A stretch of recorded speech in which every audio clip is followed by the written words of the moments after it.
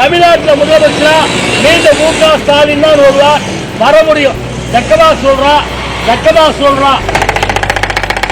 திருப்பூர் கணக்கம்பாளையத்தில் திமுக பேச்சாளர் சேலம் கோவிந்தன் என்பவர் குடுகுடுப்பைக்காரன் வேடமணிந்து திமுக அரசின் திட்டங்கள் மற்றும் சாதனைகளை எடுத்து கூறி வாக்கு சேகரிப்பில் ஈடுபட்டார். நல்லகாலம் இருந்துச்சு, தமிழ்நாட்டுக்கு நல்லகாலம் இருந்துச்சு. ஜக்கமா சொல்றா. மு.க. ஸ்டாலின் முதலமைச்சரா வந்து கருவூலத்தவர் சிசு முதல் கல்லறி செல்லுகிற முதியோர் வரை திட்டங்களை கொடுக்கக்கூடியவர் நம்ம முதலமைச்சர் மு.க. ஸ்டாலின். ஜக்கமா சொல்றா. மு.க. ஸ்டாலின் முதலமைச்சரா வந்து பள்ளிக்கூடத்துக்கு போற பிள்ளைக்கு காலையில் சாப்பாடு, காலேஜுக்கு போற பிள்ளைக்கு மாசம் 1000 ரூபா, காலேஜ் பிடிச்ச பிள்ளைக்கு வேலை வாய்ப்பு, அதுக்கான தொழிற்சாலை ஒட்டுமொத்தமாக கொண்டு வரக்கூடியவர் நம்ம முதலமைச்சர் மு.க. ஸ்டாலின். ஜக்கமா சொல்றா.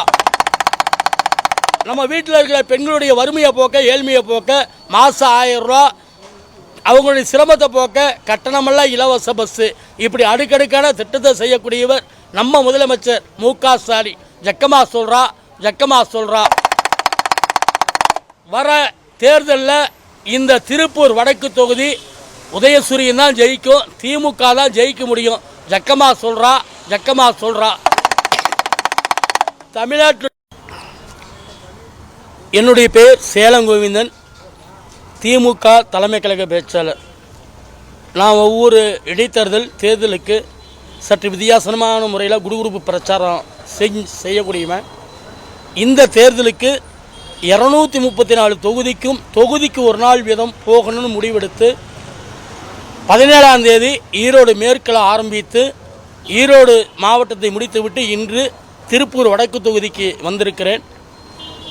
செல்லுகிற இடமெல்லாம் மக்கள் ஆதரவு, பெண்களுடைய ஆதரவை பார்க்கிற பொழுது தமிழ்நாட்டு முதலமைச்சராக இருக்கிற அண்ணன் தளபதியார் அவர்கள் 200 தொகுதி இலக்கு சொல்லியிருக்கிறார். ஆனால் நான் மக்களுடைய வரவேற்பை பார்க்கிற பொழுது 200 தொகுதி என்பதை விட 220க்கும் மேற்பட்ட தொகுதிகளில் திராவிட முன்னேற்ற கழகத்தின் கூட்டணி வெற்றி பெறும். 2வது முறை மீண்டும் தமிழ்நாட்டு முதல்வராய் அண்ணன் தளபதியார் வருவார்.